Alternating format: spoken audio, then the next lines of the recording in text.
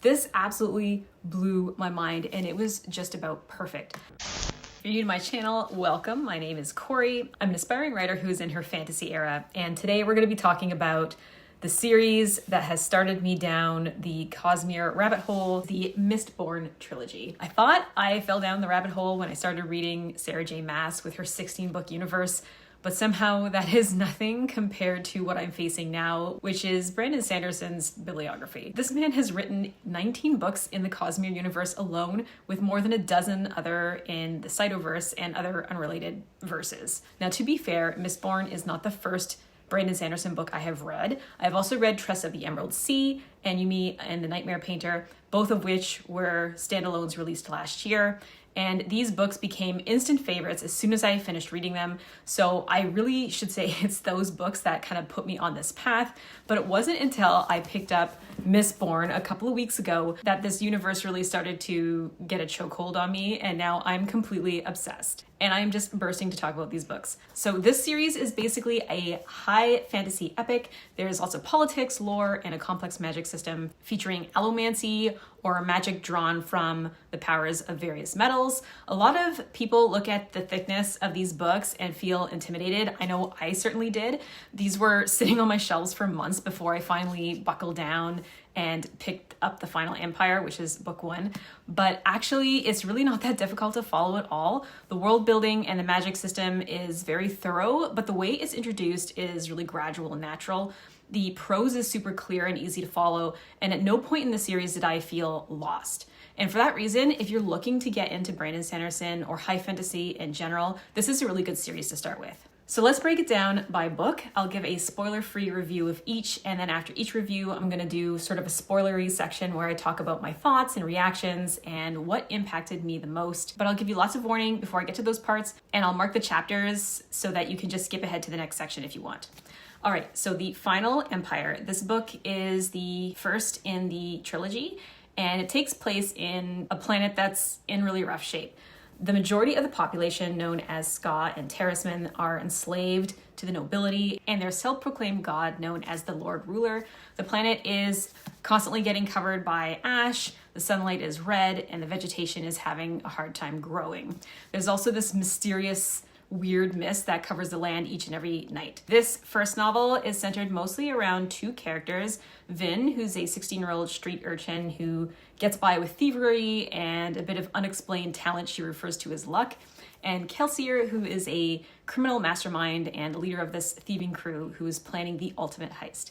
So Kelsier finds Vin and he takes her under his wing as part of his crew and plans, and we soon learn that Kelsier isn't just any thief master, but a Mistborn, or a man who can draw powers from ingesting different types of metals. And his planned heist has an alternative motive as well.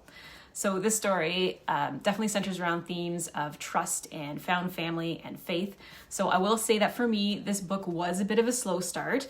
The orphan street urchin trope feels like something I've read in 100 other books. So I admit I wasn't totally sure when I started this, but it wasn't long before I was vested. And I really came to love all the characters so much. I really love the magic system, the idea that these powers can be drawn from different metals, and the way these powers work is so extremely well thought out. It's almost scientific the way it's explained. And the coolest thing is that we keep learning more and more about this magic system as the book and the series progresses. Now, the only other thing I will say that detracted from the book just a little bit for me was that there was something of a romantic subplot in the book, but I wasn't really feeling it. And again, I know this is high fantasy and that romance is definitely not the focus of this book at all, and I totally respect that. But because the relationship between the two characters is actually quite important, I think it could have been a little bit more convincing. And yes, this is coming from my romantasy girly side that I say that, but it would have made the book hit harder if that subplot had been developed just a little bit more. But the end of this book is super satisfying. It also leaves you really ready and eager to dive into the second book. So overall, I gave this first book for maybe 4.5 stars. Okay, so now for the spoiler warning. This next part is going to be my thoughts and reactions to certain parts of the story. So if you haven't read it yet, skip ahead to the next chapter and I'll see you over there. Okay, so I can tell you the exact moment where I became invested in this book, and it may seem kind of silly, but it was during that first meeting that Kelsier has with the crew, where he has the charcoal board and they're going through all the problems they need to overcome. And then Yeden snarkily says that one of the problems they need to overcome is the fact that they're all insane. So then Kelsier writes Eden's bad attitude on the board and just solidify that vibe of this group of characters for me. And speaking more about the romantic subplot I was complaining about earlier, I'm of course talking about Vin and Elend. And yeah, I didn't really feel the relationship in this book. It just kind of felt like they went from talking to suddenly being an item, and I was almost like, whoa, did I miss it? I'm just wondering if anyone else felt that way. And then of course I've got to comment on the explosive moment where Kelsier dies. And I gotta tell you, Kelsier had very quickly became my favorite character. He was morally gray for sure, but he had the same impact on me as a reader as he did with the other members of his crew that followed him. And I loved this whole unhinged way that he was always smiling and laughing no matter how bad and awful things got. So when the Lord Ruler offed him, I was waiting for the magical save, right? I was like, how could they possibly kill off this character? He's one of the main characters. But I think that was kind of the whole point, right? That he was supposed to have that much gravity so that we go into the second book and carrying that loss with us. And the last part of this book that really got me was finding out that Marsh was not only still alive, but he had been made into an Inquisitor. And he comes to Vin's rescue at the very last minute during her face-off with the Lord Ruler, which was such a cool moment for me. The Inquisitors are so inherently evil that it didn't even occur to me that they could have any sort of autonomy once they became one. So this moment when Marsh became sort of the hero was such an intriguing moment for me. Okay, let's move on to book 2, which is the Well of Ascension. So without spoiling anything that happened in book 1, book 2 picks up about a year after the characters have pulled off their plans, or at least part of them, and now things are starting to happen on a much larger scale. The mists are acting even weirder than usual, and we've got these different factions of the land that are going to war. Society is basically on the brink of collapse, and our heroes are responsible for figuring out how to deal with that. So this book spends a lot more time fleshing out the characters from the previous book. Say Zed, Spook, and Elend all become much more central to the plot, and we get a lot of chapters from their POV. And a couple other new characters make an appearance as well. So when I watch other reviews on this series, a lot of people find this book slow compared to the other two, but personally, I did not find that at all. I will say that in all 3 books, there's a lot of character introspection. You spend a lot of time inside these characters' minds, learning about their worries and their doubts and their hopes and their opinions about themselves. And I love a book that has a lot of character development, so I eat that up. But some people might find that a little bit slow, particularly in the middle of the book. But there are a lot of really cool action sequences featuring allomancy. There's still a lot of intrigue. And I feel that Sanderson leaves us with just enough breadcrumbs that we feel like we're slowly unraveling what's really going on. And the ending on this one was absolutely crazy. It left me thinking, good Lord, we still have one more book to get through. I don't know how much more devastation I can possibly take at this point. And here's where I'm going to get into the spoilers from book 2. So if you haven't read up to this point, skip ahead to the next chapter in the video. Okay, so one of the things that I love about Brandon Sanderson's work in general is that he often gives you the answer to something right at the start of the book, and you don't know enough about what's going on to give it meaning. But then by the time you're halfway through the book, you've kind of forgotten about that strong hint at the beginning. So right in the beginning of this book, the very first sentence is, I write these words in steel, for anything not set in metal cannot be trusted. Read that and you think, okay, well, some kind of metaphor or something. But no, you actually find out that this evil force has been subtly manipulating documents for the entire book to get people to follow his plan. And that was just so mind-blowing for me. Okay, so let's next talk about Zane. So I really liked this character. Even though he was definitely more of a villain than anything else, I found myself feeling kind of sympathetic for him. And honestly, I was feeling the connection between him and Vin more than between Vin and Elend. But maybe I've just read too many enemies to lovers books. I would love to know what anyone else thinks about this. Anyway, when he turns on Vin at the end, I was pretty sad. I was really kind of hoping that the story would end differently for him. I was also shocked to learn that Vin's Kandra sidekick was actually Tensoon the entire time instead of Orsor. I absolutely love the dynamic between Vin and Tensoon, how they slowly became friends over time, and how he ends up loving his dog body that he resented so much at the beginning. And when Tensoon broke his contract with Zane to help Vin at the end, that was one of my favorite moments, and then he became one of my favorite characters in this series. I was also super sad when Docs and Clubs met their ends. Docs in particular, I felt sad about because he was almost like an extension of Kelsier, right? He was his best bud, but he didn't really have that much influence on the plot as the other crew members did, so I guess I could see why he got killed off. And then, of course, when Vin goes into the Well of Ascension and releases the power instead of saving Elend, only to find out that that was exactly what Rune wanted her to do.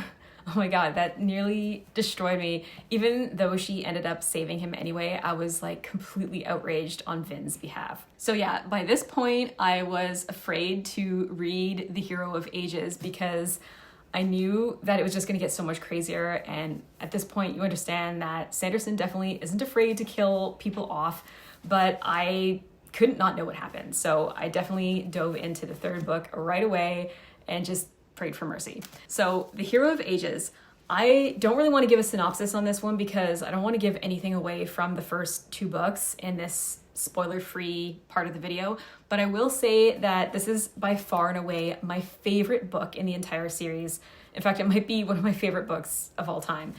This absolutely blew my mind, and it was just about perfect. The way Sanderson weaves everything together is just absolutely masterful. It's probably the most incredible work of fiction I have ever read in terms of plot. So as you can see, I definitely annotated this one a lot more than the first two books, and that's partly because there was a lot of information at this point, and I wanted to make a note of things that sounded important even when I didn't know what they meant. And I also flagged anything that looked like it could be a Cosmere connection, so things that might actually be connected to other series in this universe. So that'll be interesting down the road when I read other books in this universe. So the last 150 pages of this were absolutely insane. I dropped everything I was doing last weekend just so I could finish this thing because it just had me in such a chokehold. And yeah, it made me cry, which is a tough job for a book to do these days. When I was younger, I cried at books all the time, but now that I'm older and saltier, it takes a bit more for a book to spike those tears. Yeah, it's sad. Be prepared for that. So this is what I would call a 6-star read. I'm not even sure that anything else I've read I would call 6 stars. I was in a daze when I finished this, and I still can't stop thinking about it over a week later. All right, and now for my spoilery thoughts on this one, if you want to skip ahead to the end of the video if you haven't read this third book. All right, so right off the bat, let's talk about the real hero of the ages. Sanderson did this so brilliantly. Just like in the second book, he gives us clues very early on, and like the first sentence of the first chapter is, "Unfortunately, I'm the hero of the ages," which alone doesn't tell us anything, but then as we read on, we get more of that writing before each chapter. And I remember thinking to myself very early on in the book, this is starting to sound a lot like it's being written by Cézanne, and yet I didn't make that connection, and I guess I didn't realize that Cézanne was the real hero of ages until chapter 69, where he mentions that the hero would be rejected by his own people and carry the future of the world on his arms.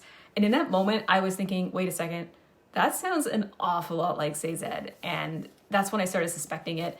But I was still kind of blown away at the end when it was revealed that he was. The only other clue throughout this book that I actually picked up on early was Vin's earring. So I had a feeling that there was something nefarious about it, and it occurred to me that that was why Vin was hearing the voice, and you know, she couldn't draw from the mists when she faced Marsh and she shot her earring at him, and then instantly after that she was able to draw upon the mists. So I was very proud of myself for figuring that part out, but Vin hadn't made the connection at that point, and so when Spook's message got intercepted by Marsh, I was like, no. But then it turned out to be one of my favorite moments of the book, because when Marsh was being forced to kill Vin, and he used that tiny sliver of autonomy that he had to rip her earring from the ear. That was freaking genius. I got chills from that moment in the book. I also absolutely adored Tensoon in this book. He's one of my favorite characters, and I loved learning more about the Kandra homeworld and learning about their origins and the fact that the first generation were actually former Terracemen. And then we have all the noble sacrifices in this book that completely destroyed me. Tensoon ripping out his spikes to keep himself from killing Cézanne, Elend and his soldiers fighting the Colossus, not in hopes to defeat them, but to burn up all the adium so that Ruin couldn't get it. And then there's the moment that Ellen gets decapitated, and that's where I totally lost it. I had to put the book down for like 20 minutes and just cry about it. And then despite all of that horror, Sazed takes the power of preservation and ruin to recreate the world, and he's able to do so because of all the information from all these religions he's studied over his lifetime. And I thought that was so cool. That scene gave me goosebumps, and I actually still kind of get chills every time I think about it. It was just such a perfect scene. And yet after all that devastation, the epilogue ends on a happy note, and we finally get some answers that yes, Kelsier and Vin and Elend and everyone else who died did make it to some kind of afterlife. And for me, that was just such an emotional and satisfying end to the series.